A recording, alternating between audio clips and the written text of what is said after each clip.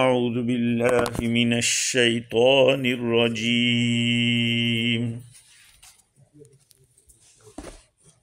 بسم اللہ الرحمن الرحیم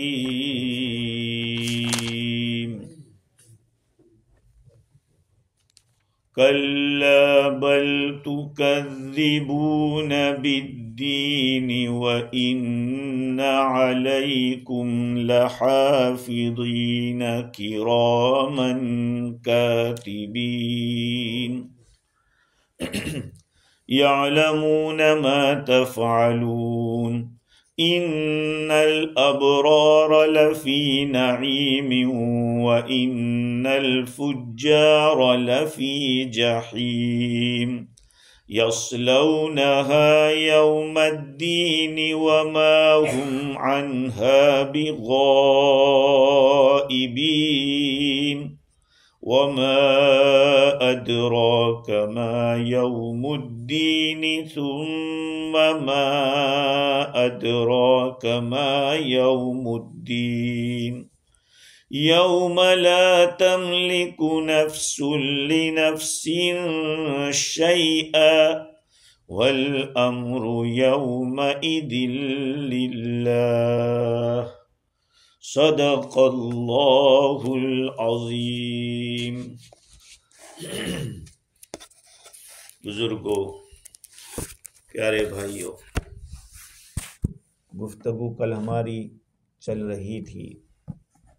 اللہ تعالیٰ نے حضرت انسان کو خطاب کر کے فرمایا کہ تجھے تیرے کرم والے رب سے کس چیز نے غرور میں ڈال رکھا ہے؟ وہ ایسی ذات ہے جس نے تجھے پیدا کیا، تجھے درست کیا، ٹھیک کیا، اور جس شکل میں چاہا اس نے تجھے بنا دیا۔ دیکھو، قرآن مجید کے اندر کچھ الفاظ اس طرح کے آئے ہیں جس کو سمجھنا بہت ضروری ہے۔ ایک غرور کا لفظ ہے، ایک تمنا کا لفظ، اور ایک ہے رجا یعنی امید کا لفظ۔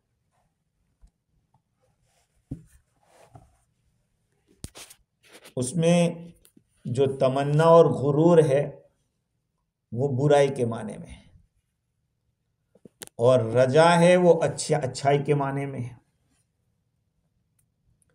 جیسے وَلَا يَغُرَّنَّكُمْ بِاللَّهِ الْغَرُورُ، دھوکے میں ڈالنے والا تمہیں دھوکے میں نہ ڈال دے، غرور میں ڈالنے والا غرور میں نہ ڈال دے تم کو۔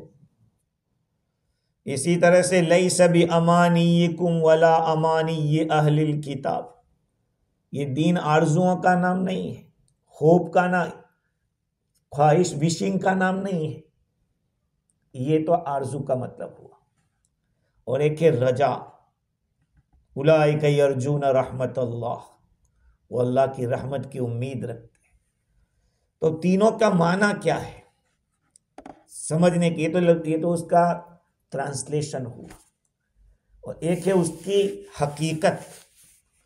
آدمی کسی چیز کے انتظار میں رہتا ہے، اس کا دل خوش ہوتا ہے کہ فلاں چیز مجھے ملے گی۔ اب اس انتظار جس چیز کا کر رہا ہے اس کے مختلف اسباب ہوتے ہیں۔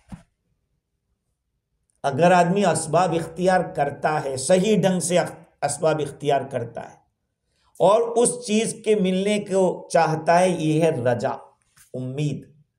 مثال کے طور پر ایک فارمر ہے، وہ اچھی زمین کے اندر بیج ڈالتا ہے، زمین بھی اچھی ہے، بیج بھی اچھا ہے، اس کے ساتھ ساتھ سینچائی بھی کرتا ہے، پانی بھی دیتا ہے ٹائم کے اوپر، حفاظت کرتا ہے کھیت کی۔ اب جب کروپس کا ٹائم آتا ہے، پھل توڑنے کا ٹائم آتا ہے، تو اس کی جو خواہش ہوتی ہے کہ اچھے پھل آئیں گے، یہ اس کی امید ہے، یہ اس کی امید ہے۔ اور ایک آدمی ہے کہ جس نے کوئی سبب اختیار نہیں کیا، نہ زمین اچھی، نہ بیج اچھا، نہ اس کی سینچائی، نہ اس کی خدمت کچھ کی اور امید کر کے بیٹھا ہے کہ خوب پھل آئے گا اس سال. اس کو کہتے ہیں غرور، اس کو کہتے ہیں حماقت، اسے کہتے ہیں بے وقوفی. اور اسباب تو اختیار کیے لیکن صحیح ڈھنگ سے نہیں کیے. یا تو زمین اچھی نہیں تھی، زمین اچھی تھی بیا تھا اچھا نہیں تھا، یا یہ کہ زمین اچھی تھی لیکن اس نے سینچائی اچھی نہیں کی، پانی ٹائم پہ نہیں دیا، اس کی جو رکھوالی کرنی تھی، حفاظت کرنی تھی، وہ نہیں کیا. اب سوچتا ہے کہ مجھے اچھی طرح سے اس کا نتیجہ ملے گا. یہ آرزو ہے، یہ تمنا ہی تمنا ہے. ایسے ہی جو بندہ اللہ تعالی کے احکام پر پورا چلتا ہے اور پھر یہ سوچتا ہے کہ اللہ بخش دے، جنت عطا فرما دے، یہ ہے رجا، یہ ہے امید. اس کو کہتے امید. اور ایک آدمی ہے جس نے اپنی نجات کے سارے اسباب کھو دیے، اپنی عمر کو نامرضیات الہی میں صرف کیا، اور پھر اب انتظار کرتا ہے کہ اللہ بخش دے گا، میں کامیاب ہو جاؤں گا. یہ غرور ہے، یہ حماقت ہے، یہ بیوقوفی ہے.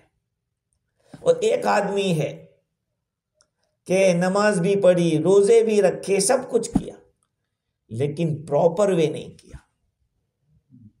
روزے تو رکھے لیکن وہی اس کے جو پابندیاں تھیں، وہ پابندیوں کی اس نے کوئی رعایت نہیں کی. نمازیں پڑھی لیکن صحیح ڈھنگ سے نہیں پڑھی اور سوچتا ہے کہ بخشش ہو جائے. اس کو آرزو کہتے ہیں. خاموخواہ کی تمنا ہے صرف. تو تمناؤں سے اور غرور سے کام نہیں چلے گا. وہاں رجا، اسی لیے کیا کہا، الایمان بین الخوف والرجا. الایمان بین الخوف والرجا. ایمان جو ہے وہ امید اور خوف کے بیچ میں ہے. آدمی کو اگر خوف ہی خوف ہو گیا، یا اللہ تو ہم پیٹے گا ہی، اللہ تو سزا دے گا ہی، جہنم میں بھیجے گا ہی، یہ بھی اچھا نہیں. اور ایک آدمی کہہ رہے یار وہ تو بخشی دے گا، یار وہ تو بخشی دے گا، اور کرنا کچھ نہیں، نیکی بیکی کچھ نہیں، بس ایسے ہی کا. یہ بھی غلط. صرف امید بھی نہیں، صرف خوف بھی نہیں، دونوں پانکھ سے اڑنے کا ہے. پرندے کے دونوں پانکھ ہوتے ہیں، دو پانکھ سے اڑتا ہے. کہ یہ ایمان والے کے دو پر ہے، دو ونگز ہے. ایک ہے ہوپ اور ایک طرف فیئر. یہ دو چیزیں. تو اوپر جو غرور کی بات تھی، اس پر شاہ عبدالعزیز دہلوی رحمۃ اللہ علیہ نے یہ ساری تفصیلات لکھی ہے. آگے اللہ تعالیٰ فرماتے ہیں کَلَّا بَلْ تُكَذِّبُونَ بِالدِّينِ وَإِنَّ عَلَيْكُمْ لَحَافِظِينَ كِرَامًا كَاتِبِينَ يَعْلَمُونَ مَا تَفْعَلُونَ. ہرگز نہیں. اللہ تعالیٰ نے اوپر کی آیات میں دلائل کے ذریعے آخرت کو بتلا دیا کہ قیامت آنے والی ہے. تو اب اسی کے کچھ حالات کو، کچھ جو نافرمان ہیں ان لوگوں کو الگ الگ طریقے سے اللہ تعالیٰ ڈانٹ پلا رہے ہیں. پہلے تو فرمایا کلا، یہ حرف ردا ہے. مطلب یہ ہے کہ میری نعمتیں جو تمہارے اوپر ہے اس کی صحیح توجیہ تم نہیں کر رہے ہو، میرے بتلائے طریقے پر نہیں چلتے، بلکہ تم تو قیامت کا انکار کر رہے ہو، اس کو تم تو جھٹلاتے ہو. بالدین، دین کو جھٹلاتے ہو. دین کے دو معنی ہیں. ایک تو اسلام، دین اسلام کو قبول نہیں کرتے اور اس کو تم ریجیکٹ کر رہے ہو. اور دوسرا معنی دین کے ہے بدلہ. بدلہ، مالک یوم الدین. دین کا لفظ ہے نا، مالک یوم الدین. اس دین کا ایک معنی تو ہے کہ دین کا مالک ہے، اسلام کا مالک ہے، اور ایک ہے بدلے کے دین کا مالک ہے، مالک یوم الدین. یہاں تو خالی یوم ہے اس لیے تو بدلہ ہی ہو جائے گا، یا حساب کے دین کا مالک ہے. تو دین کا معنی علماء نے 5 لکھے، ان میں سے ایک دین اسلام اور ایک بدلہ، ایک حساب بھی آتا ہے. تو کلا بل تکذبون بالدین، بعض حضرات نے کہا کہ دیکھو اللہ کے کرم کے دھوکے میں مت رہو، تم لوگ اس بات سے باز نہیں آتے، دھوکہ کھائے ہوئے، بلکہ تم تو دین اسلام کا انکار کرتے ہو، قیامت کے دن کا انکار کرتے ہو۔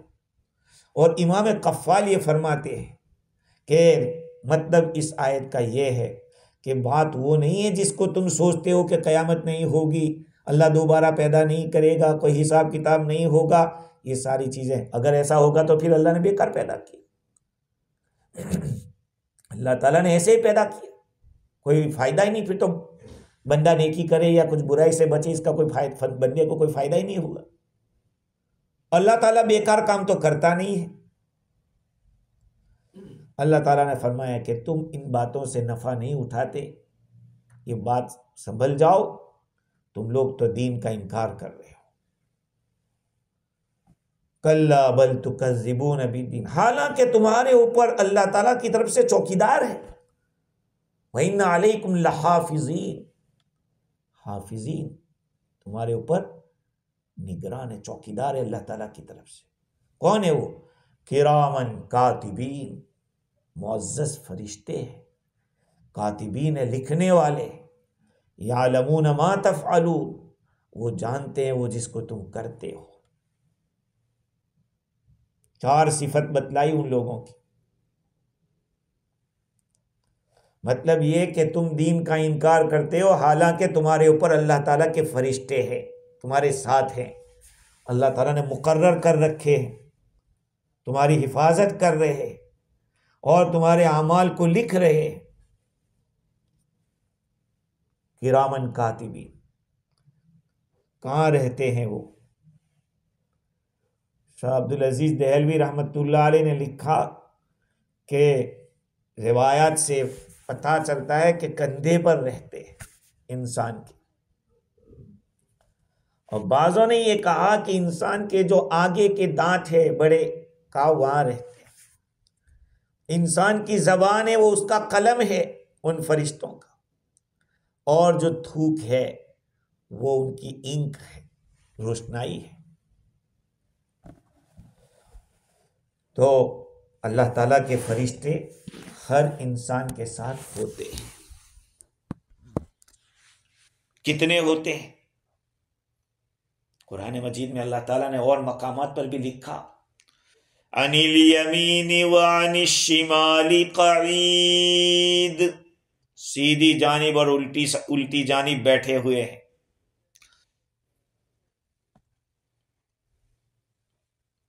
ما یلفظ من قول الا لدیہ رقیب عتید، جو بھی انسان کچھ بولتا بھی ہے وہ سارا فرشتہ لکھ دیتا ہے۔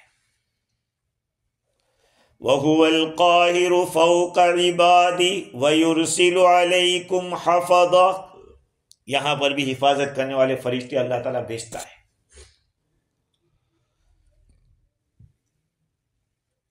اور ان کی تعداد کیا ہے؟ کتنے فرشتے ہیں؟ بعضوں نے یہ کہا کہ 4 فرشتے ہوتے ہیں، 2 دن کے آتے، 2 رات کے ہوتے ہیں۔ اب سوچئے ایک انسان کے اوپر 4 فرشتے، بعضوں نے 5 کی تعداد بھی لکھی ہے، وہ 5 کو کیوں گواہ کے طور پر رکھا ہے پتہ نہیں، تو 5 بھی لکھے ہیں۔ تو یہ حضرت انسان کے اوپر مقرر کیے گئے ہیں فرشتے۔ ہو سکتا ہے کہ حفاظت کرنے والے فرشتوں کی ایک جماعت ہو اور وہ سارے انسانوں کے لیے کام کرتے ہو، ہاں کوئی ایک فرشتہ کسی کے ساتھ خاص نہیں، سب کے لیے، یہ قول یہ ہے۔ اور بعضوں نے کہا کہ نہیں، ہر انسان کے لیے الگ الگ فرشتہ مقرر ہے جو کام کر رہا ہے، لکھنے کا کام کر رہا ہے۔ اور ان کے صفات کیا ہے؟ کہا ایک تو حافظین ہے، حفاظت کرنے والے، دوسری بات یہ کہ کرامن ہے، معزز ہے، شریف ہے، ان کی شرافت کیا ہے؟ ان کی شرافت یہ کہ وہ تم کو دکھتے نہیں ہیں، دکھتے نہیں ہیں۔ دکھ جائیں گے تو کیا ہوگا؟ ارے تم پیشاب پانی کے لیے جاؤ گے، کیسے جاؤ گے؟ بیوی سے قربت حاصل کرنا ہے، کیسے کر سکو گے؟ اللہ تعالیٰ نے ان فرشتوں کو چھپا کے رکھا ہے، وہ نظر نہیں آتے لیکن ہیں۔ اور ان کا ایک کمال یہ ہے، ان کی شرافت ایک یہ ہے کہ وہ کسی کی برائی کو ایک دم سے نہیں لکھ لیتے، کچھ وقت دیتے ہیں کہ توبہ کر لے، جب توبہ نہیں کرتا تو پھر لکھتے ہیں، اور ایک نیکی کے 10 گنا وہ لوگ لکھتے ہیں۔ ان کی شرافت کی ایک بات یہ ہے کہ جب تک تم کرو گے نہیں، بولو گے نہیں، وہاں تک وہ لکھتے نہیں ہیں۔ ارادہ بندہ کرتا ہے گناہ کا، گناہ لکھتے نہیں، اگر ارادہ کر کے چھوڑ دیتا ہے تو نیکی لکھ دیتے، اور نیکی کا ارادہ کرتا ہے تو اس کو نیکی کے حساب میں لکھ دیتے ہیں۔ کہا یہ سارے کام ان لکھنے والے فرشتوں کے ہیں۔ اور ان کی شرافت کے لیے یہ ہے کہ بندوں کو جو نیکیاں کرتے ہیں، ان کا کام یہ ہے کہ وہ اطاعت کرتے ہیں، امانت کو ادا کرتے، وہ خیانت نہیں کرتے۔ اور دوسری بات یہ کہ نیکیوں کے دفتر کی طرف تیزی کرتے، برائی کے دفتر کے لیے تھوڑے رک جاتے، اس امید پر کہ بندہ استغفار کر دے، توبہ کر لے۔ اور زہرۃ الریاض کے حوالے سے تفسیر روح البیان میں لکھا کہ جب وہ کسی نیکی کو لکھتے ہیں اور آسمان کی طرف چڑھتے ہیں تو خاموش رہتے ہیں اور کہتے ہیں کہ الہی انت ستار العیوب، اے اللہ تو تو عیبوں کو چھپانے والا ہے۔ وہم یقرؤون کل یوم کتابک، ہاں وہ روزانہ ہمارے نامہ عمل کو پڑھ رہے، لیکن وہ پردے کو توڑتے نہیں ہیں کہ سب کو جا کے کہے کہ اس نے ایسا کیا، اس نے ایسا کیا، اور بندوں کی تعریف کرتے ہیں۔ یہ ہے کرام، ان کے معزز ہونے کا۔ کرامن کاتبین، کتابت کے بارے میں نے کہا، یعلمون ما تفعلون، وہ جانتے ہیں وہ کام جس کو تم کرتے ہو۔ اب کیا ہے کہ روایات میں ان فرشتوں کا اکرام کرنے کا حکم آیا ہے، چاہے البانی صاحب نے اس کو ضعیف قرار دیا، لیکن کتابوں میں روایت ہے۔ حضرت مجاہد ایک روایت نقل کرتے ہیں جس میں صحابی کا واسطہ نقل نہیں کرتے۔ رسول اللہ صلی اللہ علیہ وسلم نے فرمایا اکرموا الکرام الکاتبین، تم اکرام کرو، عزت کرو ان فرشتوں کی جو کہ معزز ہے، لکھنے والے ہیں، الذین لا یفارقونکم، جو تم سے کبھی جدا نہیں ہوتے۔ اب سوچو، انسان پیدا ہوتا ہے، اس کے ساتھ اللہ تعالیٰ کے فرشتے بھی پیدا ہو جاتے ہیں، شیطان بھی ایک پیدا کر دیا جاتا ہے، ہاں کبھی جدا نہیں ہوتے۔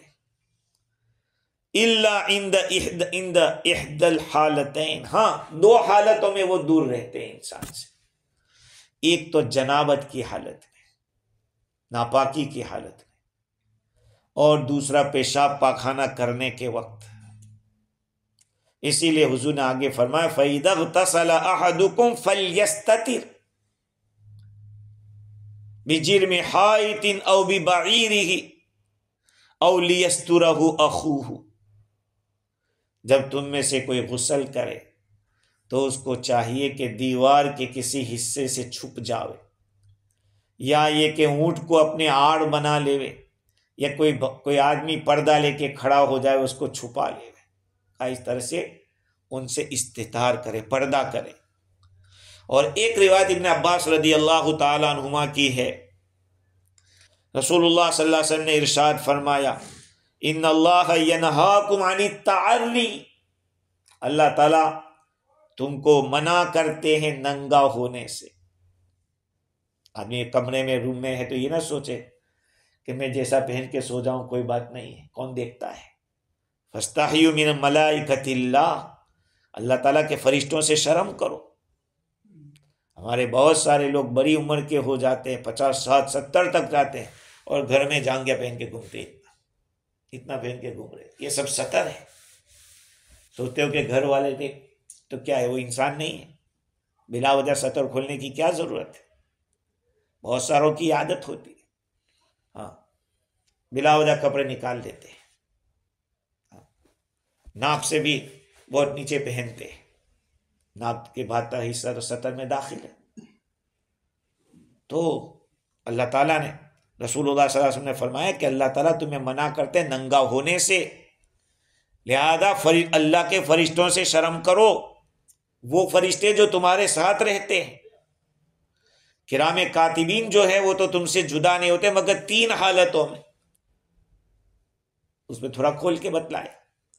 ایک تو جب کہ آدمی ناپاک پیشاب پاخانے کے لیے گیا ہو، جنابت میں ہو یا غسل کر رہا ہو، فَإِذَا اغْتَسَلَ أَحَدُكُمْ بِالْعَرَاءِ فَلْيَسْتَتِرْ بِثَوْبِهِ أَوْ بِجِرْمِ حَائِطٍ أَوْ بِبَعِيرِهِ، جب تم میں سے کوئی غسل کرے چٹیل میدان میں تو اس کو چاہے کہ کپڑے سے پردہ کرے، یا یہ کہ دیوار کی آڑ میں آ جاوے یا اونٹ کی آڑ میں آ جاوے۔ تو یہ جو فرشتے ہیں حضرت انسان کے اعمال کو لکھتے ہیں۔ صبح میں بھی آپ جب صبح کرو تو استغفار سے کرو، رات کو سو تو استغفار کرو، تاکہ اعمال نامے میں پہلے بھی استغفار ہو، آخر میں بھی استغفار ہو۔ حضرت انس رضی اللہ تعالی عنہ روایت کرتے ہیں، رسول اللہ صلی اللہ علیہ وسلم نے ارشاد فرمایا ما من حافظین یرفعان الی اللہ عز وجل ما حفظا فی یوم، 2 فرشتے جب بندے کے نامہ اعمال کے اندر دن کا حساب لکھ کر جاتے ہیں، آسمان کی طرف بلند ہوتے ہیں یا پیش کرتے ہیں جو کچھ لکھا اس کو، تو اس کے شروع حصے کے اندر اور آخر حصے کے اندر استغفار دیکھتے ہیں۔ اللہ تعالیٰ تو فرماتے ہیں قد غفرت لعبدی ما بین طرفی الصحیفتی، اس صحیفے کے بیچ میں جو کچھ ہے وہ میں نے بخش دیا۔ جب شروع میں بھی استغفار ہے اور آخر میں بھی استغفار ہے تو وہ میں معاف کر دیتا۔ اس لیے کہتے ہیں کہ صبح میں اٹھ کر بھی آدمی استغفار کرے، رات کو سونے کے وقت بھی استغفار، تو دن کا شروع کا حصہ اور رات کا شام کا، رات کا سونے کا جو آخری حصہ ہے سونے کے وقت کا، اس کے بیچ میں جب استغفار ہوگا تو اللہ سبحانہ و تعالیٰ پورے جو بیچ میں جو کچھ ہے اس کو درگزر کر دے گا۔ تو اللہ تعالیٰ نے اس مقام کے اوپر ان فرشتوں کا تذکرہ کیا ہے جو ہمارے ساتھ رہتے ہیں، لیکن یہاں پہ کچھ ڈاؤٹ ہے، سوال ہے۔ سوال یہ ہے کہ فرشتے جو ہیں وہ اجسام لطیفہ سے بنے ہوئے ہیں، ہوا جیسے ہے، ہوا چلتی ہے، آگ جو ہے، نسیم ہے جس کو صبح کی جو ٹھنڈی ٹھنڈی ہوا چلتی ہے، یا اجسام غلیظہ سے بنے ہیں۔ فرشتوں کے بارے میں یہ ہے کہ بھئی وہ اجسام لطیفہ سے بنے ہیں یا اجسام غلیظہ سے۔ اجسام لطیفہ ہے تو وہ نظر نہیں آئیں گے، ہوا ہم کو دکھتی نہیں ہے۔ اسی طرح سے آگ وہ پکڑ میں نہیں آتی ہے، ہاں وہ انگارہ ہوتا ہے وہ الگ چیز ہے، وہ لکڑی کے اوپر اس کے آگ ہے، لیکن آگ جو ہے وہ تو کہاں ہاتھ میں آتی ہے۔ اگر وہ اجسام لطیفہ سے ہے تب تو پھر ان کی بنیاد ختم ہو جانی چاہیے۔ جب ہوا چلتی ہو تو ہوا چلتی ہو تو ختم ہو جانی چاہیے۔ مثال کے طور پر ہم نے خوشبو لگائی اور خوشبو پھیلی یہ ہوا چلی تو اس پہ پھیلا دیا، لیکن تھوڑی دیر کے بعد وہ ختم ہو جائے گی۔ تو کہا کہ یہ فرشتے جو ہمارے ساتھ رہتے ہیں وہ کہاں رہتے ہیں؟ اگر وہ جسم لطیف ہے تب تو ہوا کے زور میں ختم ہو جانا ہے، اور اگر اجسام غلیظہ ہے تب تو پھر ہمیں نظر آنے چاہیے، لیکن نظر تو آتے نہیں۔ اس سے تو اور بھی باتیں ہوگی کہ بھئی اگر وہ ہمارے ساتھ میں تو لکھتے ہیں تو ان کے قلم کہاں چلتے ہیں، اور ان کا قلم بھی کبھی دکھا نہیں، ان کا کوئی کاغذ بھی ہمیں دکھا نہیں، کوئی اینک بھی نظر نہیں آئی۔ ایک ایسی بات کرتے ہو کہ ہاں فرشتے ہیں لکھ رہے ہیں؟ ایک سوال تو یہ ہے۔ دوسرا سوال یہ ہے کہ یہ لکھوانا فائدہ کیا ہے؟ لکھوانے کا فائدہ کیا ہے؟ اللہ تعالیٰ کو تو وہ تو بھولتا نہیں، جب بھولتا نہیں تو پھر لکھوانے کی ضرورت کیا ہے؟ اگر فائدہ ہے تو کس کا ہے؟ اللہ کا تو کوئی فائدہ نہیں، کیونکہ اللہ تعالیٰ کا کوئی عمل اس کے فائدے کے لیے نہیں ہوتا ہے۔ تو اب بندے کا ہوگا، فائدہ بندے کا ہوگا۔ تو جب بندے کا فائدہ ہے تو پھر کیا فائدہ ہے؟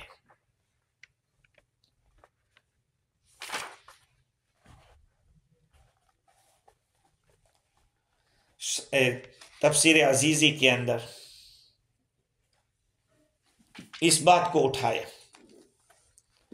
اگر اس کے اندر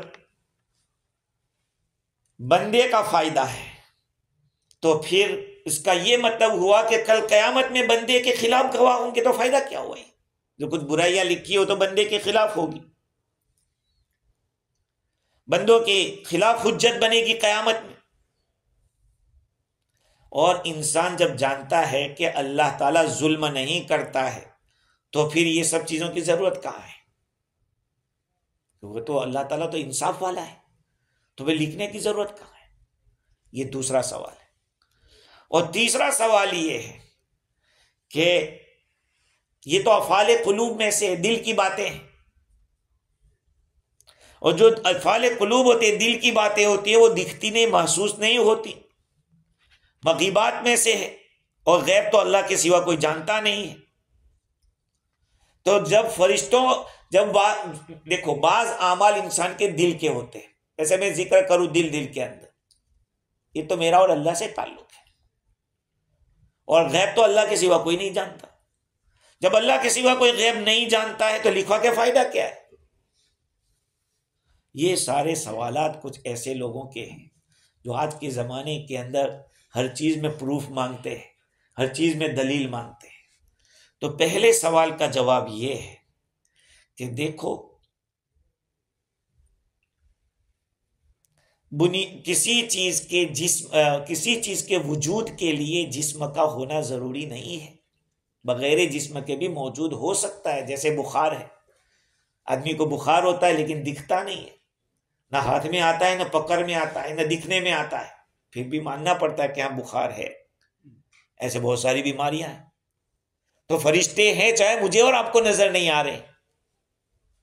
اور دوسری بات یہ ہے کہ فرشتے ایک لطیف جسم والے، اور اس کے ساتھ وہ حیات رہ سکتے ہیں۔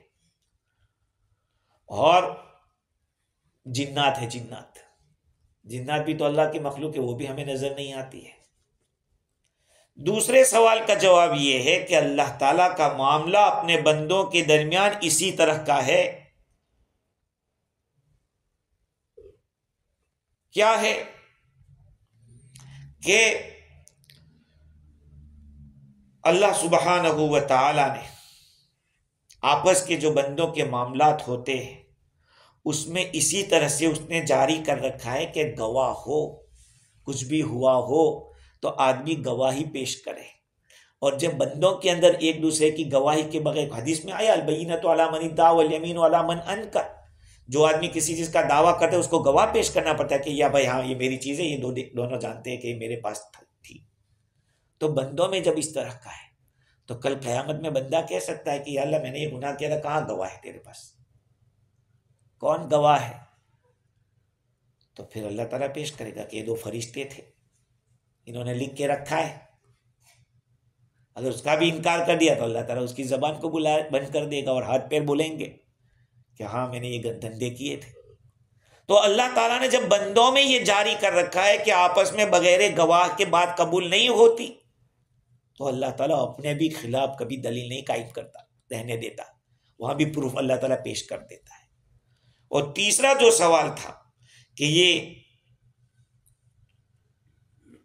مغیبات سے تعلق رکھتا ہے، تو چونکہ فرشتے بھی دل کی باتوں کو، سب باتوں کو نہیں جانتے ہیں، ان کو اللہ تعالیٰ کی طرف سے علم دیا جاتا ہے کہ اس نے یہ سوچا ہے، اس کا لکھ لو. یا تو ان کو اسی خوشبو آتی ہے، یا ان کو اس کا احساس ہوتا ہے، یا اللہ تعالیٰ کی طرف سے پتہ دیا جاتا ہے. بندہ کوئی اچھا ہی سوچتا ہے. وہ کہتے ہیں میان عاشق و معشوق رمزیس کہ کرو بیارا ہم خبر نیس.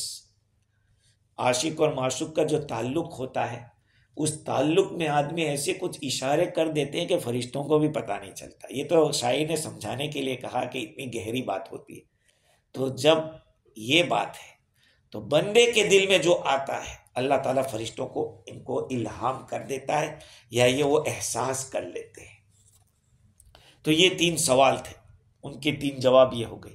آگے اللہ تعالیٰ فرماتے ہیں یعلمون ما تفعلون، وہ جانتے ہیں جس کو تم کر رہے ہو.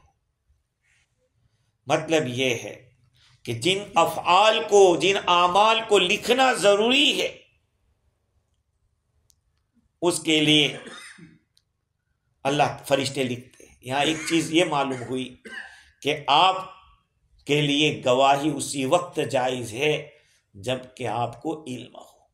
بغیر جانے آپ کسی چیز کی گواہی نہیں دے سکتے، کیونکہ آج کل بہت سی باتیں ایسی ہوتی ہیں کہ جس کا نہ سر ہوتا ہے نہ کوئی پیر ہوتا ہے، چلا دی جاتی ہے. خصوصی طور پر یہ واٹس ایپ کی دنیا اور یوٹیوب کی دنیا کے اندر ایسے ہی چلا دیا جاتا ہے. اسی سے پتہ چلتا ہے کہ جب اللہ رب العزت اپنے بندوں کے خلاف کسی بات کو ایسے ہی فیصلہ نہیں کر دے گا کہ جا تو جنتی تو جہنم، نہیں. نامہ اعمال دکھائے جائیں گے کہ لو یہ پڑھ لو، تم نے جو کچھ کیا تھا سارا اس کے اندر ریکارڈ ہے، اب تم جانو. ایک بات یہ معلوم ہوئی. دوسری بات یہ ہے کہ فرشتے یہ لکھتے اس لیے ہیں تاکہ کل قیامت کے دن جب گواہی دے تو وہ جان کر گواہی دے، بغیر علم کے نہیں. اللہ تعالیٰ نے 4 صفتیں بیان کی ان فرشتوں کی کہ ایک تو حفاظت کرنے والے، معزز ہیں، لکھنے والے، وہ جانتے ہیں جس کو تم کرتے ہو، لہذا پتہ چلا کہ ان کا مقام بہت اونچا ہے. جب ان کا اونچا مقام ہے تو ان کا کام بھی بہت اونچا ہوگا. جتنا آدمی بڑا ہوتا ہے اس کا کام بھی اتنا بڑا ہوتا ہے. ہاں، اگر یہ کام اتنا بڑا نہ ہوتا تو اس کے لیے فرشتوں کو اللہ مقرر نہ کرتا. اللہ تعالیٰ نے فرشتے جیسے پاکیزہ مخلوق جن کو کسی کی کوئی ضرورت نہیں ہے. آج دنیا کے اندر جو کرائم ہوتے ہیں، کرپشن ہوتا ہے، اس میں کیوں ایسا ہوتا ہے؟ اس لیے کہ کرپشن کو چیک کرنے والے بھی جو بیٹھے ہیں وہ بھی ہی انسان ہیں، وہ بھی انسان ہے اور ان کو بھی ضرورتیں وابستہ ہے. اس لیے پوری دنیا کے اندر آج کرپشن کا دور دوڑا ہے. یہاں فرشتے کوئی کرپشن تھوڑی لیتے ہیں کیونکہ ان کو کسی چیز کی ضرورت ہی نہیں، وہ محتاج ہی نہیں ہے انسانوں کے. تو فرشتے کرپشن نہیں لیتے. حضرت فضیل ابن عیاض رحمۃ اللہ علیہ فرماتے ہیں کہ اگر کوئی انسان ان آیتوں کو پڑھ لے تو ما اشدھا من آیت علی الغافلین، وہاں بڑی سخت یہ آیت ہے غافلوں کے لیے. ففیہا انذار، اس میں ڈرانا بھی ہے تحویل گھبرانا بھی ہے، تشدید سختی بھی ہے، للعصات نافرمانوں کے لیے، یہ ساری چیزیں نافرمانوں کے لیے، وتبشیر ولطف للمطیعین، اور اللہ تعالیٰ کی طرف سے خوشخبری ہے، ہاں، اور لطف ہے۔ دنیا کے اندر گورنمنٹ اگر کسی آدمی کو اپوائنٹ کرتی ہے کہ تمہارے علاقے میں یہ کرائٹیریا کے لوگ یا اس طرح کے لوگ پائے جائیں، ان کے نام دو، ہم انہیں اتنا دینے والے ہیں، پیسہ یا نذرانہ دیں گے، تو یہ آدمی پہلے اپنے پلوار کو دیکھے گا کہ دیکھو اپنے اندر کون کون ہے، اسی کا نام لکھ لو پہلے، ہے یہی ہوگا، بعد میں دیکھیں گے۔ اور چونکہ اگر ہندوستان جیسا ملک ہو تب تو نہیں ہوں گے، ان کو کھڑے کر دیں گے، جیسے کہ ووٹنگ میں ہوتا ہے کہ ہریانہ والوں کا نام دہلی میں نکل رہا ہے تو وہ وہاں جا کے دے رہے ہیں، ایسا ہو رہا ہے، کیوں؟ اس لیے کہ پاور نہیں ہے یا علم نہیں ہے، علم ہے، سب کچھ ہے، لیکن دھوکہ دینا ہے، یہ کرنا ہے۔ اللہ تعالیٰ کے یہاں ایسا نہیں ہے، جو فرشتے ہیں وہ ان صفات کے حامل رکھے ہیں، تو جو اطاعت کرنے والے ہیں وہ بھی اپنا کرتے رہیں، لکھنے والے لکھ رہے ہیں، ہاں، دینے والا نہیں تھکے گا، لکھنے والے نہیں تھکیں گے، ہم کرنے والے تھک جائیں گے۔ آگے اللہ تعالیٰ فرماتے ہیں جب یہ بتلا دیا کہ لکھا جا رہا ہے، تو بھئی لکھا جا رہا تو ہوگا کیا؟ کہ ان الابرار لفی نعیم وان الفجار لفی جحیم، نیکوکار لوگ نعمتوں میں ہوں گے، جنت کی نعمتوں میں ہوں گے۔ ابرار کون ہے؟ تو ابرار سے مراد وہ لوگ جو اپنے ماں باپ کے ساتھ بھی فرما بردار رہے ہو اور اپنی اولاد کے ساتھ بھی وہی اچھا سلوک کرنے والے ہو، وہ لوگ ابرار ہیں۔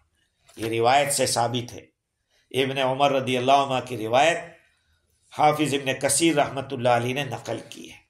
ان الابرار لفی نعیم وان الفجار لفی جحیم، اور فسق و فجور کرنے والے وہ جہنم میں ہوں گے، یصلونہا یوم الدین، وہ جہنم میں داخل ہوں گے بدلے کے دن، وما ہم عنہا بغائبین، وہ جہنم سے چھپ نہیں سکیں گے، بھاگ نہیں سکیں گے۔ وما ادراک ما یوم الدین، تمہیں کیا پتا کہ وہ بدلے کا دن کیا ہے؟ ثم ما ادراک ما یوم الدین، پھر تمہیں کیا پتا کہ وہ بدلے کا دن کیا ہے؟ یوم لا تملک نفس لنفس شیئا، اس دن کوئی ذات، کوئی جان کسی دوسری جان کے لیے ذرہ برابر نفع کا مالک نہیں ہوگا، اور سارا معاملہ اس دن اللہ تعالیٰ کے حوالے ہوگا۔ تو دیکھیں ان آیات کے اندر اللہ تعالیٰ نے پہلے تو بندوں کے اعمال کو بیان کیا کہ وہ ریکارڈ ہو رہے ہیں، اب ان اعمال کے مطابق ان کے ٹھکانے کو بیان کر رہے ہیں۔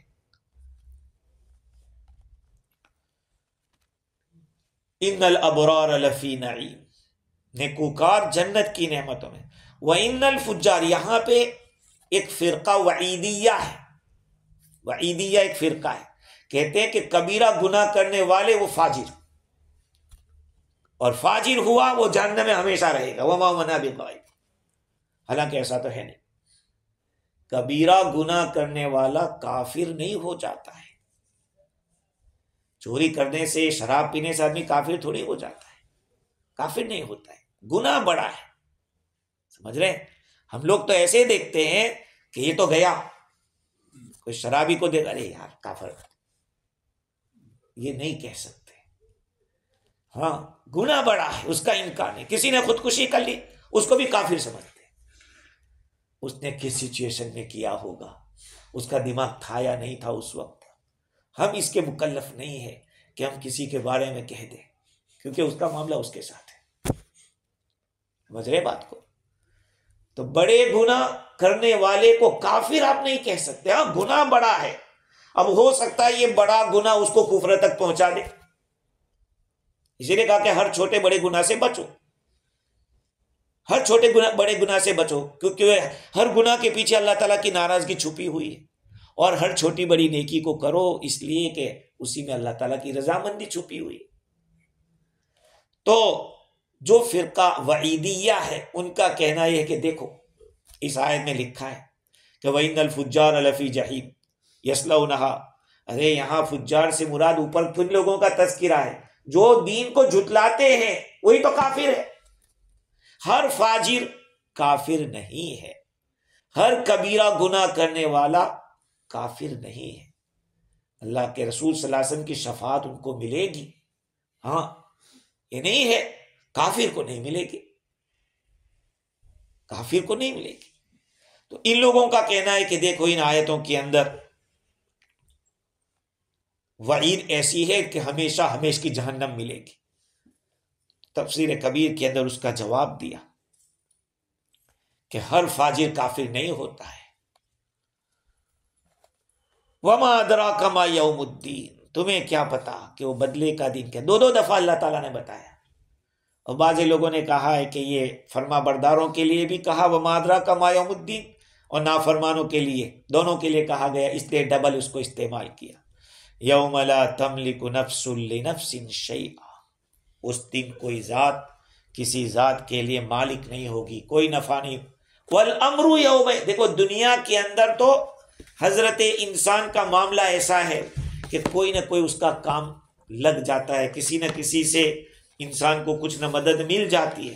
کہا اس دن تو دنیا میں تو کوئی نہ کوئی دعوے دار نکل جاتا ہے، یہ میرا ہے، یہ میرا ہے، میں مالک ہوں اس چیز کا، لیکن قیامت کے میدان میں اس دن اللہ تعالیٰ کے سوا کسی کی کوئی یہ ہمت نہیں ہوگی کہ آج کا میں مالک ہوں۔ ہاں، والامر یومئذ للہ، حکم اس دن اللہ ہی کے واسطے ہے۔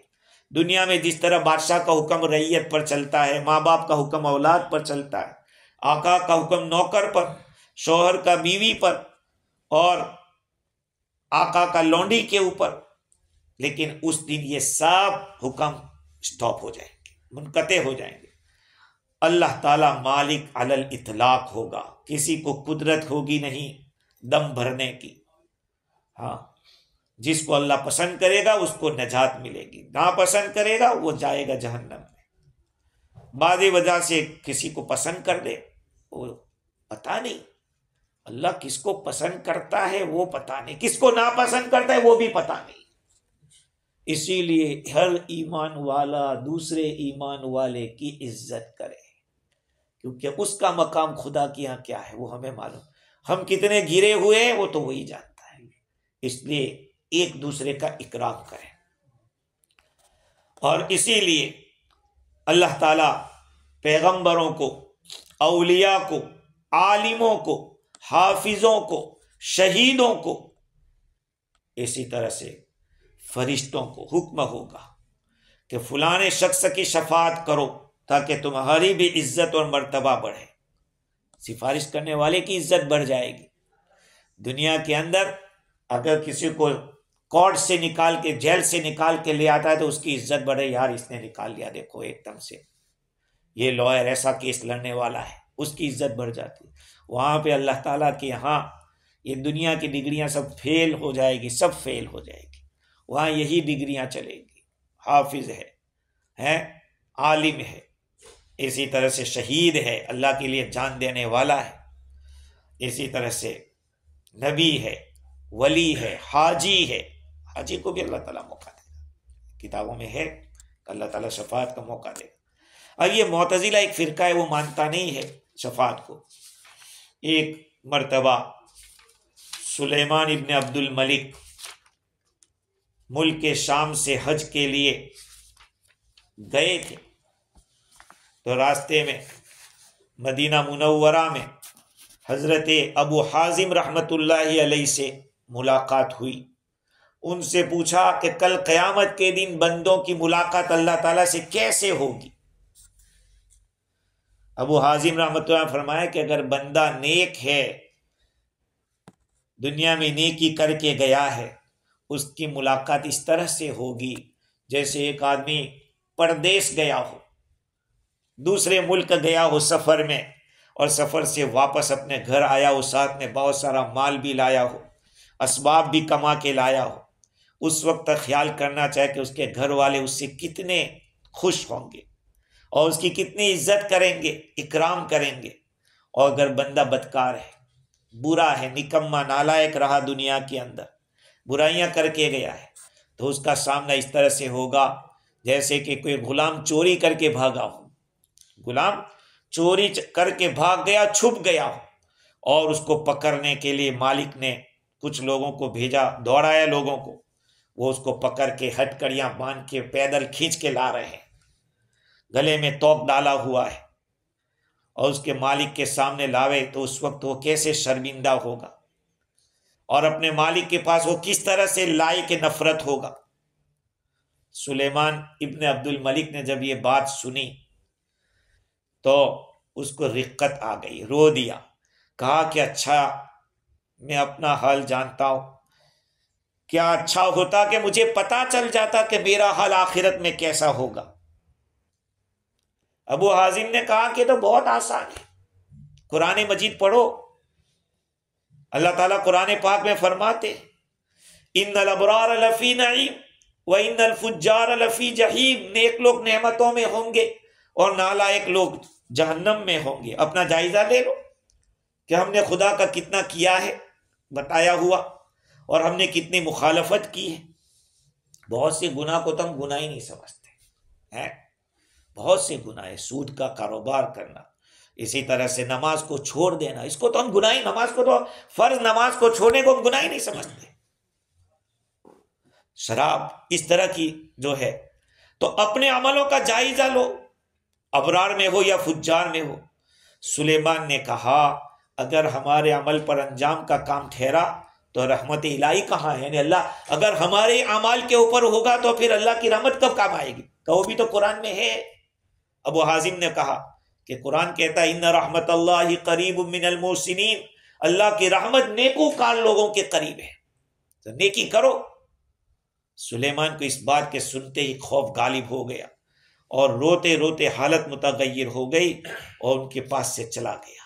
تو یہ قرآن کی آیتیں ہیں، یوم لا تملک نفس لنفس شیئا والامر یومئذ للہ، اس سارا معاملہ اس دن اللہ، تو اسی خدا کو راضی کرنا ہے اس دنیا کے اندر رہ کر، جو اس نے کہا ہے وہ پہ چلو، جس چیزوں سے روکا ہے اس سے رکو، ورنہ آج تو جوان بھی اٹھا لیا جاتا ہے، بڈھے بچ جاتے ہیں، جوان تندرست مر جاتا ہے اور بیمار رہ جاتا ہے، آج دنیا میں دیکھا جا رہا ہے۔ اللہ تعالیٰ مجھے بھی اور آپ کو بھی فکر آخرت کی توفیق عطا فرمائے۔ وآخر دعوانا الحمدللہ۔